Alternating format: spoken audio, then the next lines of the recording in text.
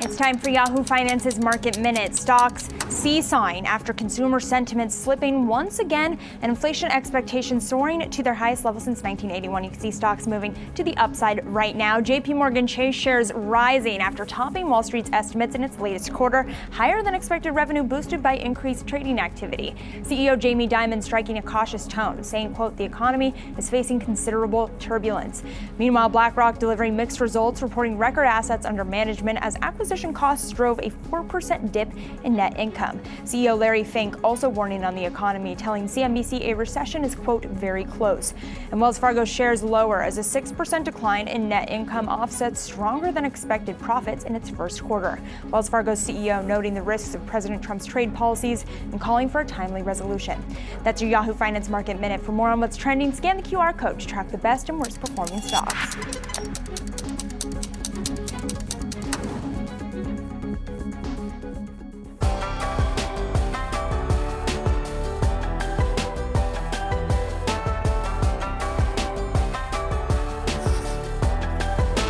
Welcome to Wealth, everyone. I'm Brad Smith, and this is Yahoo Finance's guide to building your financial footprint. Our community of experts will give you the resources, tools, tips, and the tricks that you need to grow your money. Hey, on today's show, portfolio checkup amid all of the market volatility. One expert shares their 2 buy-the-dip opportunities for investors. And tax day, April 15th. And if you're one of the many Americans that hasn't filed yet, we've got some last-minute tips for you. Plus, all week on Wealth, we're talking about home buying as we head into the busy spring season. Today, we're bringing you a guide to your first year as a homeowner. You do not want to miss it. All that and much more coming up during the hour. But first, let's take a look at some of the market action. We're 90 minutes into the trading day and taking a look at some of the whipsaw action that we've seen this week. Major averages lower, investors digesting the escalating global trade war as China announces 125% retaliatory tariffs on U.S. goods.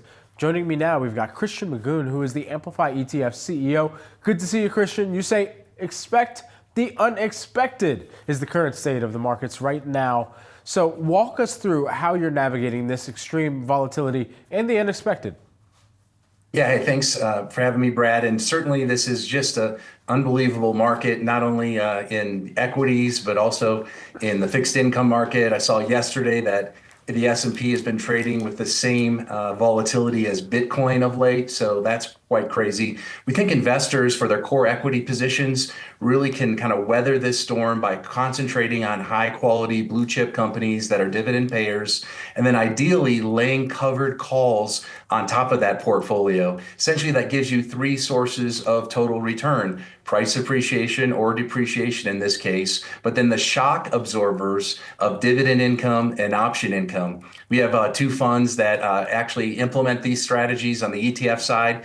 Devo, which owns U.S. high quality blue chip stocks that are dividend payers that again have the ability to have covered calls written against them. And then the international version, iDevo. Both of these funds have outperformed the S&P by anywhere from 500 to 600 basis points this year. So again, we think weathering this storm is all about high quality dividend paying stocks, and then also having the ability to write option income. You know, when volatility rises, so does option income. So that acts as an increased shock absorber during these tough market conditions. So that would be our tip on kind of the core portion of an investor's portfolio on the equity side. When you think about those high quality ETF plays that are out there, what are those that come to mind?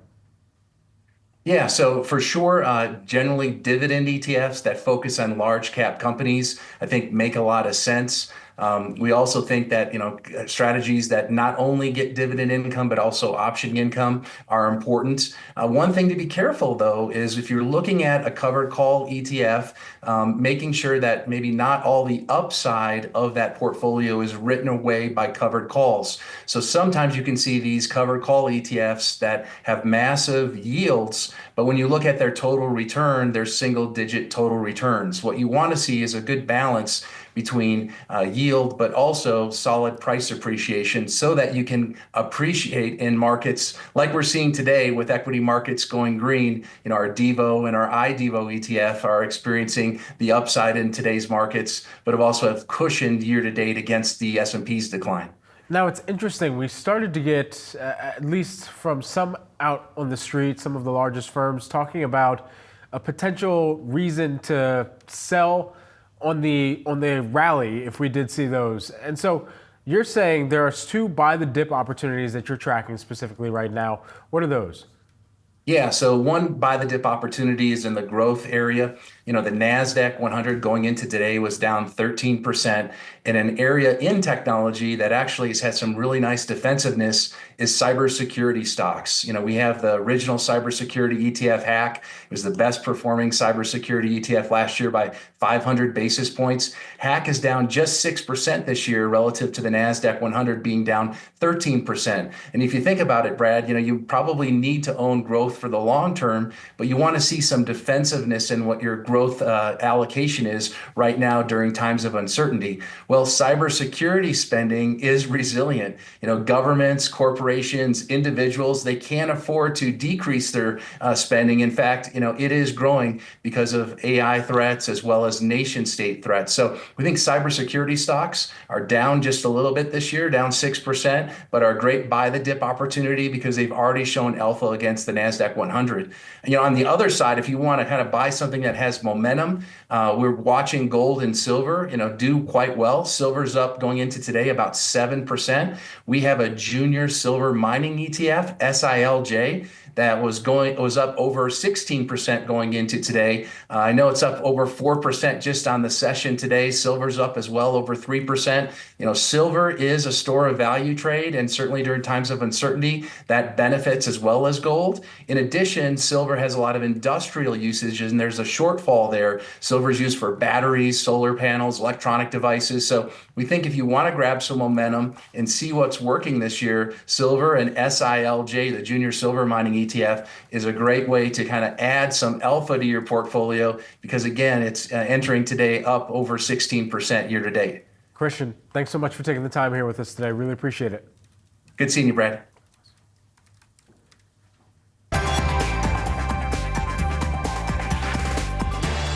Now time for some of today's trending tickers. We're watching Frontier Group Holdings and Newmont Corporation. Joining me now, we've got Yahoo Finance Market Domination co-host Julie Hyman. First up, Frontier Group Holdings, the parent company of Frontier Airlines, is joining Delta Airlines by pulling its full-year outlook due to, quote, uncertain environment. The airline will also cut flights amid weakening demand here. This is something that we could hear from several of the airline players this season. Yes, so this is the second one after Delta, but let's be clear here. Frontier is a very different story than is Delta. Delta, obviously a full-cost airline. Frontier is a budget airline and one that has really been struggling. So this is not a new issue for the company. Let's go through quickly what they're saying here. Indeed, they pulled their outlook. They said that revenue in the first quarter was likely up by 5%, but the company is also saying its first quarter loss could be as much as 24 cents. The prior forecast had been for profit of as much as 7 cents. And the company talked about fair discounting promotions across the industry. And the company said it's also made worse because of the so-called close-in nature of Frontier's bookings. In other words, people don't book way out in advance as much for the Frontier flights. They're booking closer to the time of travel. And so if they are making a more spur-of-the-moment decision based on current conditions, well, maybe they're less likely to buy that ticket. Now, Brad, as you know, there's been some interesting stuff going on in the low-cost end of the airline industry. Frontier had been trying for years to buy Spirit. Spirit most recently said no to Frontier when it was in bankruptcy, which was as recently as February. The stock, Frontier that is, peaked in February, and since then it's down by nearly 70%. So it's really seen a big drop here. And it coincided around that time that it was making that last-ditch effort to buy Spirit. Remember, Spirit went into bankruptcy, then came out of bankruptcy. So Frontier is definitely not the only airline that's having trouble, and it's definitely not the only low-cost airline that has seen some difficulties in this environment. Yeah, from what we've been hearing, at least early innings of the earnings season, especially from the airlines players, it's going to be a capacity hit potentially too, as they're looking across the number of routes that they're flying and needing to kind of scale down just a little bit in this near-term uncertain period of time. Right, exactly. I mean, something that when we've talked to airline analysts, they talk about something that could potentially help the airlines in some ways is that close in versus further out thing I was talking about. Like if you're flying on Delta, for example, or another of the full cost airlines, when you make plans for a trip, I mean, at least many people, you're planning out 6 months, at least 3 months in advance, right? And so you've already made your trip plans before this latest bout of uncertainty and volatility. Right. But if you're doing a more spur of the moment trip on a lower cost airline, Right, you know, booking 3 days to 3 or 6 3 days. weeks, whatever it is. Yeah, exactly. exactly. Let's also talk about this next one here. Gold producer Newmont Corporation getting an upgrade to buy from neutral at UBS. The firm citing the company's strong cash returns and supportive macro environment for gold here. That the basis for their upgrade to buy. Yeah, and they're going to a price target here of $60. You know, you would think that the gold miners really track closely to gold, but that's not always the case. And with Newmont in particular, the shares have lagged the price of gold. Now, the analysts over at Newmont are also getting more bullish on gold prices. They're targeting $3,500 an ounce in 2026, but Newmont hasn't really kept pace with what we've seen from gold. The analysts there say this could potentially change. One of the things they're looking at is that the company's, in their words, has a poor operational track record. It has missed production and cost guidance for the last 5 years. That's been one of the reasons it's lagged gold prices. However, they say that the company is now building their operational skills back up, building back up their credibility in terms of meeting their targets here, and that they are making progress in that direction, in part by giving more conservative guidance that is achievable in the view of these analysts. So something to keep an eye on here. You know, obviously gold has been very popular recently, Brad, because people are looking for what they perceive as safety. And there's also been some discussion about whether the miners will catch that updraft too. All right, we're going to hear more from Newmont on Wednesday, April 23rd. That's when they report earnings. Julie, thanks for helping me break these down. Pleasure. You can scan the QR code below to track the best and worst performing stocks of the session with Yahoo Finance's trending tickers page. Coming up, with all the market turmoil over the past week and change, you may be feeling a bit powerless over your finances and unsure of what moves to make next. Well, after the break, we'll discuss 3 ways to take control of your finances amid the tariff uncertainty. Stay tuned.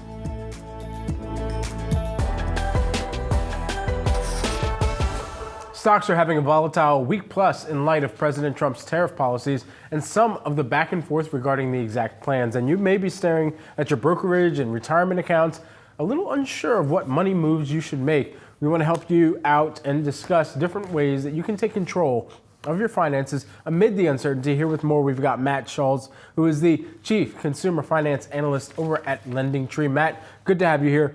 You highlight 3 steps people can take: paying off high interest debt, building your emergency fund, and sticking with your long-term goals. Let's start with paying off high interest debt. What do Americans need to know?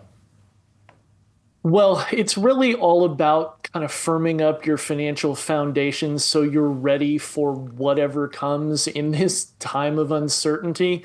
But it's a really great way to start is to knock down that high interest debt. And the good thing to know is that there are options.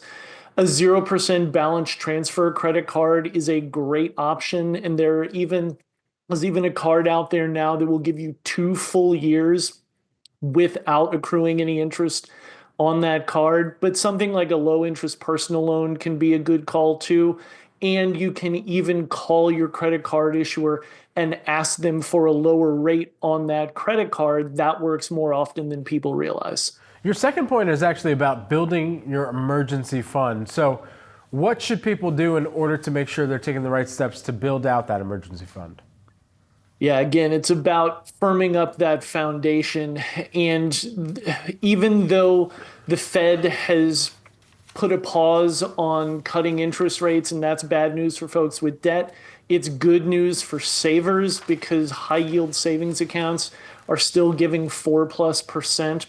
So even just a little bit of savings put into those types of accounts can add up to real money over time. And having that money in that emergency fund gives you a little bit of cushion and a little bit of financial wiggle room in case we see the spike in prices that a lot of people expect. So a lot of people also think that they need to choose between paying down debt and saving. How do you recommend finding that balance? Honestly, you need to do both. It's easier said than done for sure, but having some emergency savings once that credit card debt gets down to zero is the way that people can snap out of that cycle of debt that they find themselves in. Because for too many people, when you get that card balance down to zero, if you have no savings, the next time your dog has to go to the vet or you have a flat tire, that money just goes back on that credit card and that wheel of debt keeps spinning.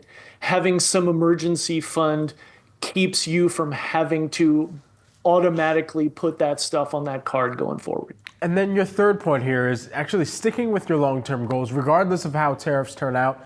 What are some of the best strategies to keep up with your goals and, not let that fear or that uncertainty lead you to analysis paralysis?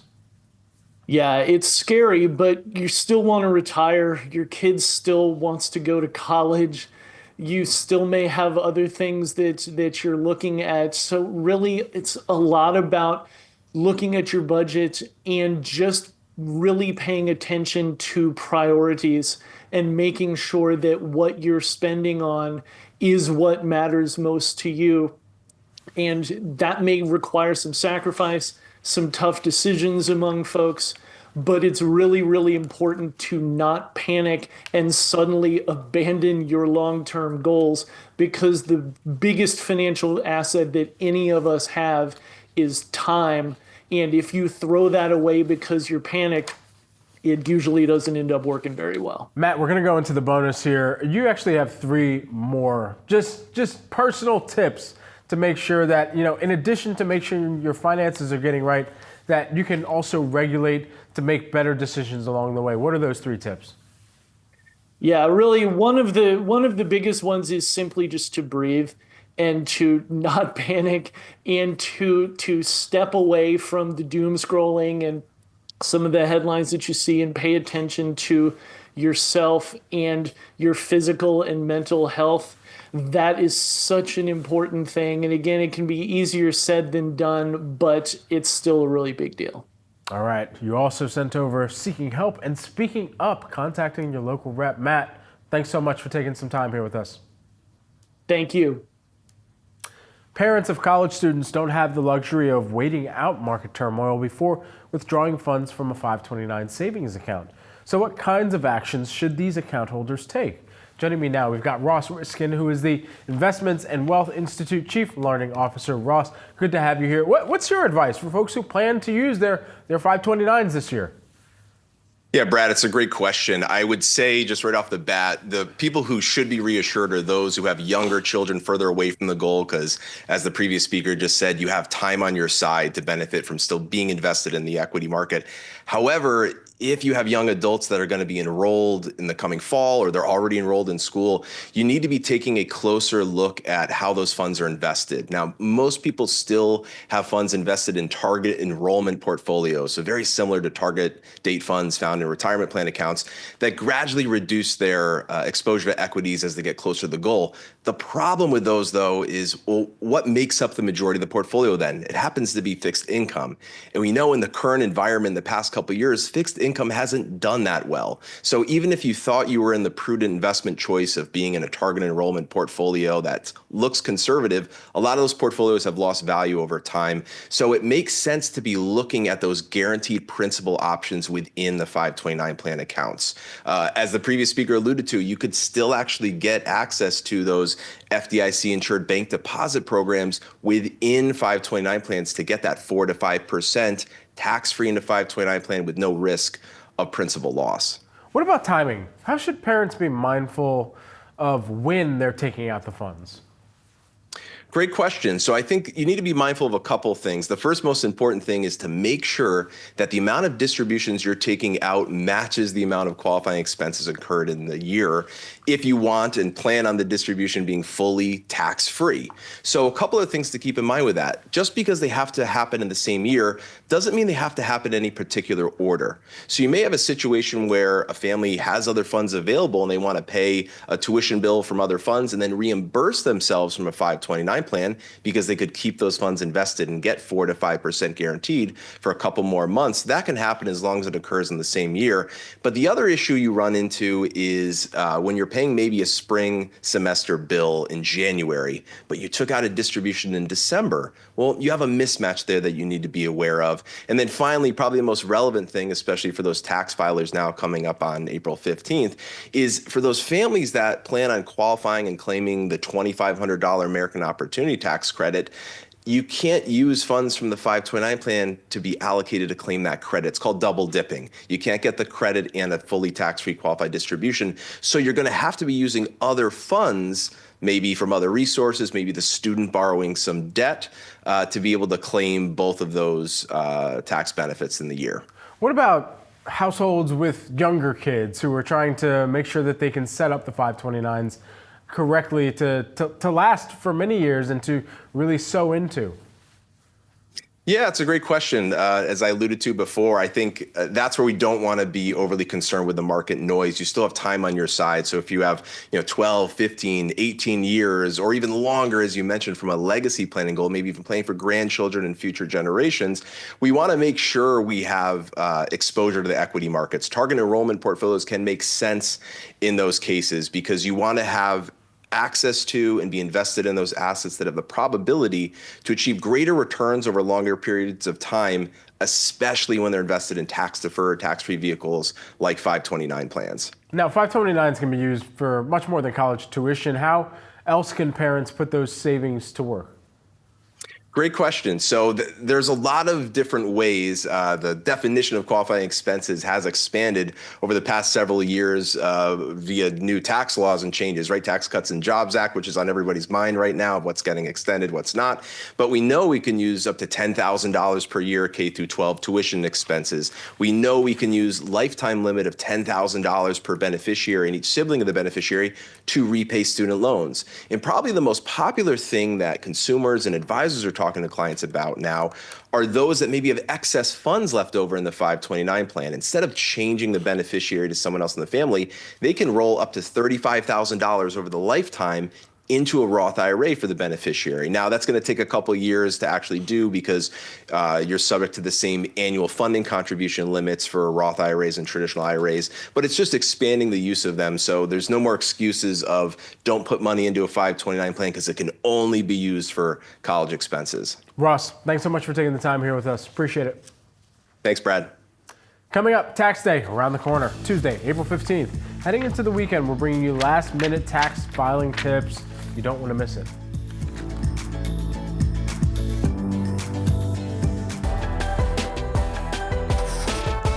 Two hours into today's trading session on this Friday, and it's been a wild week to track here on the markets, but even more so year to date. As you can see, we're still down year to date for the Dow Jones Industrial Average by about 7.5%. The Dow Jones is down by about 0.5% here during today's activity. Let's check in on the NASDAQ composite. The tech heavy average lower by 15% year to date, 0.3% here down right now. And then the S&P 500, you're seeing that in retracement by about 10% year to date, and then additionally here today, 0.4% lower. We had a big move midweek coming as the president announced via social media and then followed up via spoken and oral announcements from the White House and outside of the White House about delaying some of the tariff activity, but really just kind of pushing it over to China from what we've continued to break down with our own guests that we've had, economists and strategists alike. There's still a lot of uncertainty in the tape, and that's playing out right now, especially on the sector front too,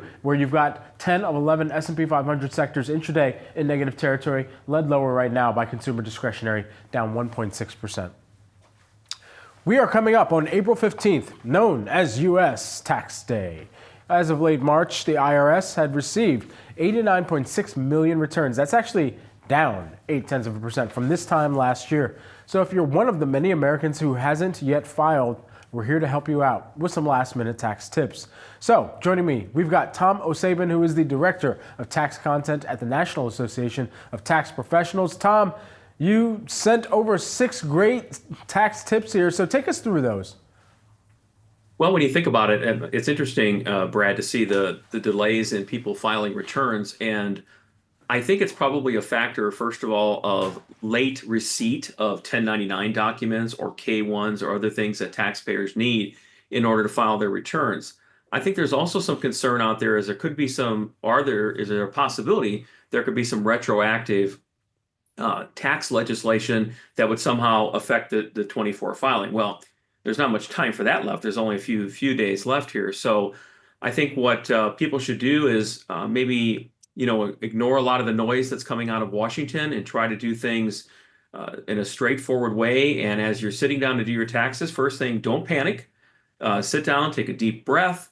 And when we talk about some of the things I provided, some of the errors that cause returns to fail are just making sure that your Social Security number is correct, like we're showing there on the screen. If you possibly changed your marital status this last year, did you also change your last name? And if you did you change your last name with Social Security? I'll tell you right now that what the IRS does is it matches the Social Security number to the first four letters in that last name. And if they don't match, then that's going to cause a reject when the return is electronically filed. So that would be a number of things. Also for the kids, if you're having dependents on the return, let's check those Social Security numbers too to make sure that they're correct. And they could also have different last names. So let's make sure we verify that information as we're getting started. And I can't stress enough to use software. I'm not here trying to sell software, but certainly there are free services out there, including IRS Free File. I'll tell you, as a tax professional, I certainly use software. It makes me more efficient. And software will eliminate some of those math errors. Now, it won't make the input any better, but it would certainly impact the information going on the wrong line, the totals not being correct, that type of an issue. And also, when we're dealing with this, let's use direct deposit. So you don't have a refund tied up in the mail. We worry about the safety of the U.S. mail system or delays there might be. And then when you don't get your refund, you're wanting to maybe call the IRS to find out what's going on. Where's my refund? Well, I would suggest you use the Where's My Refund tool. And if you can, try to avoid having to have person-to-person contact with the IRS. One of the points that we just had up on the screen is a really important one. It's no different. You see all kinds of files here in my office, and many of those contain last year's returns, even for new clients coming in. The first thing I'm going to do when I start working on your return is I'm going to look at last year's. So I think when you start working on your own return, you should also take the advice from those of us who do taxes for a living, start with looking at last year to make sure you've got all the information that you should have, and then take a moment to sit back and think about what changed in my world in this last year. We've got energy credits out there. If you perhaps did some home improvements and replaced some exterior doors and windows or got a new furnace or an air conditioning unit, there could be things you need to think about as we're going through, but don't rush, don't panic. 2024 is looking a lot like 2023, but back to your opening comments, I think people have delayed because the information they're getting has been delayed. So your last point is don't avoid filing because you owe taxes. Pay even if you owe. What do you do if you owe but you know you can't afford it? That's a really, really great question. And I think it's the number one reason people will put their head in the sand and not file. Think about it this way. If you were to go into a bank to borrow some money, I don't think you would just walk into the bank and say, "Hi, I'm Tom O'Sabin, lend me some money." Well, they'd want to know some information about you, wouldn't they? Well, the IRS is no different. The IRS and all the departments of revenue are reactionary. In other words, if you think you don't have the money to pay, it's due on Tuesday, that's the filing deadline, you don't call the IRS today and say, "Put a note in my file." What you need to do is file the return. Once the IRS has that return, they've got something to look at in order to work with you on something as simple as a deferral. You can do an online payment plan, which I've read very often is sometimes the easiest way to finance your taxes. But the number one thing to do is don't delay the filing. Don't ignore the filing because it won't go away. File the return, and then you can work with the IRS in working out a payment plan or perhaps even a compromise to settle the debt for less than you owe if you've got some substantial medical expenses, lost your job, that kind of an issue. Really good advice. Tom, thanks so much. Appreciate it. Always a pleasure. For those in or nearing retirement, we've got some news for you. Cost of living adjustments for Social Security recipients are projected to be lower in 2026 than they were this year. Here, with the latest, we've got our very own Carrie Hannon. Carrie, what can seniors expect? Hey, Brad. Yeah, the Senior Citizens League came out with their estimate for next year, for 2026, of 2.3% adjustment upwards. Now, that's lower than the cost of living adjustment was for this year, which was 2.5%. But I got to say, Brad, this is early in the game. This is a cloudy crystal ball at best because it's based on the inflation numbers through March. Right? And the cost of living adjustment is calculated by the average of the July inflation data, August inflation data, in September. So we've got a ways to go.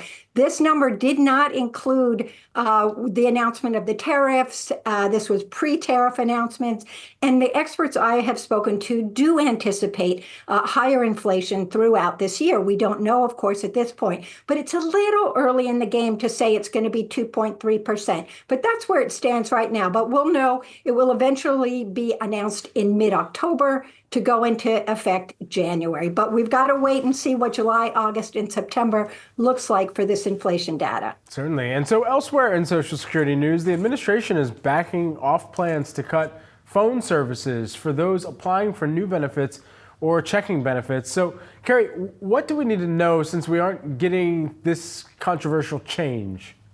Yeah, my goodness, Brad, it caused such a flap because they announced that people who were going to initiate benefits and do those kinds of things could no longer do this sort of consumer service activity by telephone. And so many Americans do not have access to internet service in rural areas, or they're disabled, they don't have smartphones, so they cannot do it online. 4 out of 10 do it, enroll in their benefits by telephone. And so when they said, hey, we can't do the telephone anymore because we're trying to eliminate fraud, their idea was that fraudsters would call up ostensibly and pretend to be someone else. And so they were stealing Social Security benefits. And lo and behold, there were all the consumer groups, senior citizen groups, et cetera, AARP pushed back and said, we can't, this is outrageous. It really is an obstacle for people and will really hurt people who have to drive miles and miles to get to a field office to be identified in person. And many of them, it was just really very onerous and would actually prevent people getting their benefits in many cases, at least delay it. And that was something that was just so when the White House announced that, yes, in fact, they've worked so hard that the computer systems can now detect the telephone, so the telephone service is back on. This was to go into effect this coming week, and now they will allow phone service, and their software can identify fraud, and then if they do, you will have to go in. Carrie, excellent breakdown and continuing to track this story as it's been a wild and contentious one, as you mentioned earlier on. Thanks so much. Thanks, Fred. Coming up, navigating new home ownership. What do you need to do after you get the keys to a new property? The Homebuyers Playbook is next on Wealth.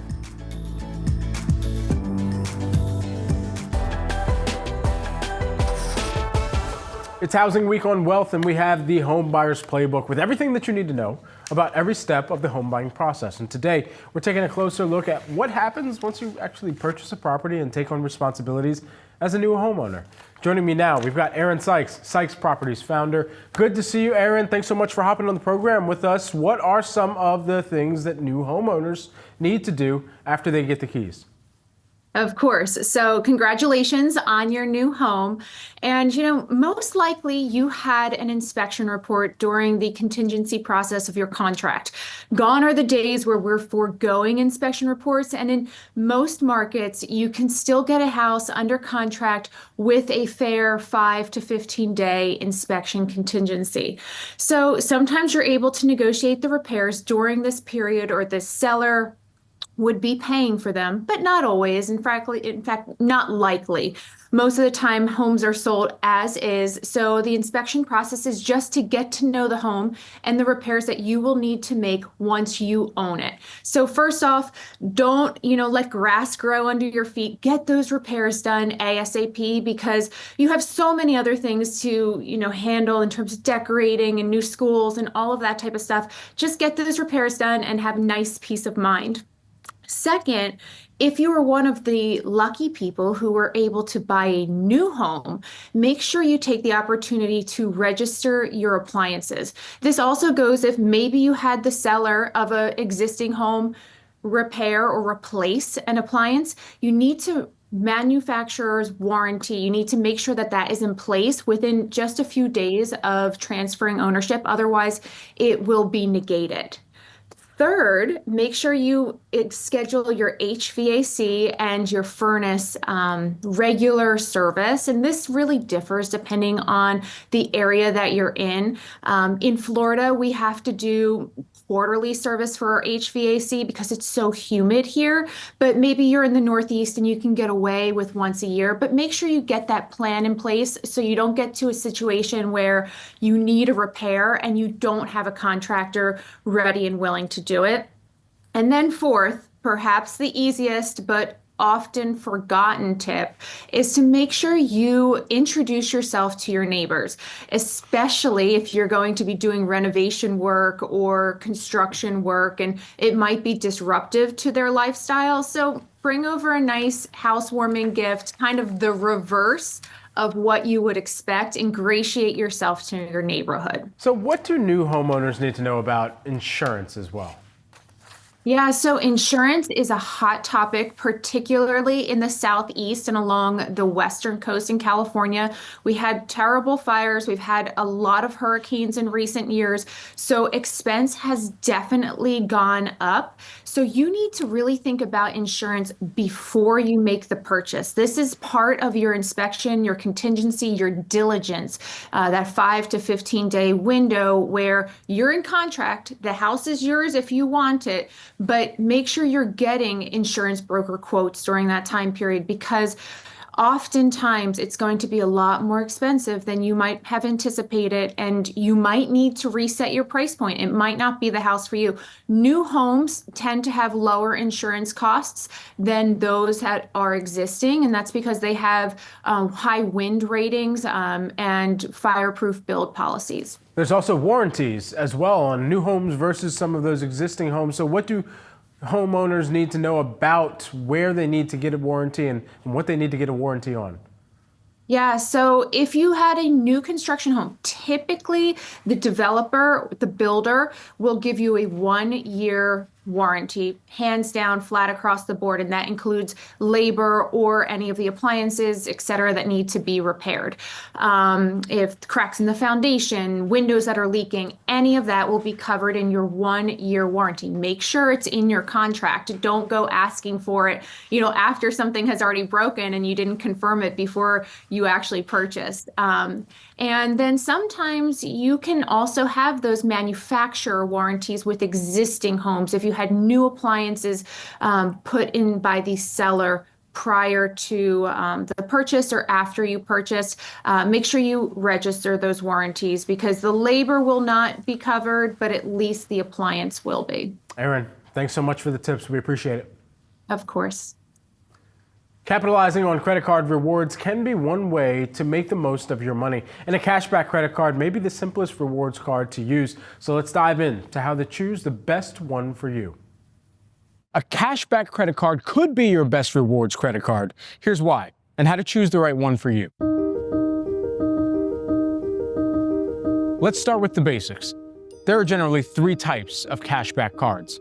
Flat rate cashback credit cards, just like it sounds. These cards give you a flat rate on nearly all of your purchases, usually 1 to 2%. So let's say your card offers 2% unlimited cash back on purchases. If you spend $2,000 during a statement cycle, then you'll earn $40 back.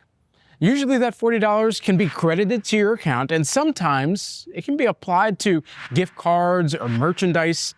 Now, this card could work if you'd like to earn rewards on your everyday spending. But you don't want to track spending categories. Tiered cashback credit cards, these cards offer different rewards rates on different categories. For example, American Express currently has a card that offers 6% cash back at U.S. grocery stores and 3% cash back on ride shares and parking. Now, rotating cashback cards, for these cards, your top rewards categories, they rotate. Today, Chase has a card that offers 5% cash back on bonus categories that typically change each quarter. Now, this card can work as long as you remember to manually activate the new categories in your account. So how do you decide? First, take a look at your bank statements or receipts. Where do you spend the most should be the question that you're asking. Do you eat out a lot? Or do you perhaps mostly cook at home? What your receipts tell you will determine if you should choose a cashback card that rewards dining or groceries or perhaps another spending category. Second, look at where you shop. For example, grocery purchases from wholesale clubs including Costco and superstores such as Walmart and Target are often excluded from grocery store rewards. Cashback credit cards can be simple to use, and you don't have to track and convert points. Typically, there are low to no annual fees. However, like most rewards credit cards, cashback cards have very high interest rates. Something to be aware of if you don't pay your bill in full every month on time. They also require a good credit score, about 700 and above for approval. A quick programming note as we're taking a look at some of the Americans' top concerns. According to a survey of 3,000 parents, inflation tops that list of concerns at 63% and the health of the U.S. economy at 48%. Joining us next, we've got our guest who is going to dive into why all of these are the concerns among parents right now. Dina Healy, who is the Vice President of Financial Planning and Advice at Ameriprise, joins us now. Dina, great to see you. First and foremost, just take us into those top concerns among parents and how they're going about making sure that they're setting a plan forth to mitigate some of those concerns. Thank you for having me today.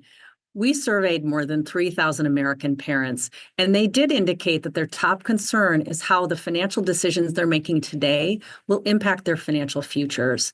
We know that the recent volatility and unknown long-term impacts of tariffs can add significant pressure to those trade-offs. As you mentioned, we saw that they said inflation and the U.S. economy were their two top concerns. And then as they think about their long-term financial goals, they highlighted that retirement, college tuition, and managing day-to-day expenses were top of mind. If I think about what parents can do today to manage that feeling of uncertainty, first of all, avoid emotional decision-making. When you feel out of control, focus on what you can control. Identify your key goals and concerns, and then put together a plan to help you manage your money accordingly. So what are parents discussing with their financial advisors? I think, as you might expect, there's a feeling of uncertainty, and parents are looking to say, how can we address that? Certainly, a lot remains to be seen. We know that if policies continue as announced by the White House, we may well see an increase in inflation and a slowdown in the broader economy. So they're asking, what can they do today to help better prepare for that period of uncertainty? For parents and households who know that there needs to be more financial education at a younger age, what are some of the ways that you're hearing from parents discussing with their kids about financial goals and being financially savvy? Absolutely. I think we know that parenthood can be hard financially and emotionally. The thing that I would recommend, and we heard from the people that we talked to, was that having honest, age-appropriate conversations with your children about money is really key. It helps give children the opportunity and the confidence to talk about money, and it helps them learn at an early age about financial trade-offs and prioritization. One of the items we surveyed was, in fact, parents are giving children allowances and opportunities to practice making financial decisions. We know that nearly all parents engage the Tooth Fairy. They enlist the Tooth Fairy's support for helping fill their children's piggy banks. On average, fun fact, the Tooth Fairy is giving out $5 per tooth these days. And while that seems like a fun statistic, and it is, we know that that gives children at a very early age an opportunity to say, hey, do I want to spend that $5 on a treat today, perhaps a candy bar, or do I want to save that along with my allowance for something longer term? So it helps that child start to understand that you can make trade-offs versus current spending or delayed future gratification. All of that, honest conversations, practicing in a safe environment, understanding what money means to the family really helps set up children for success. Dina, some very valuable advice for the whole household. Thanks so much for taking the time here with us. Thank you so much for having me today. A quick programming note, tune into Wealth next week for our week-long new grad playbook. Welcome to the real world class of 2025. We'll break down the basics all new grads need to build a strong financial foundation, from your first 401k to building credit.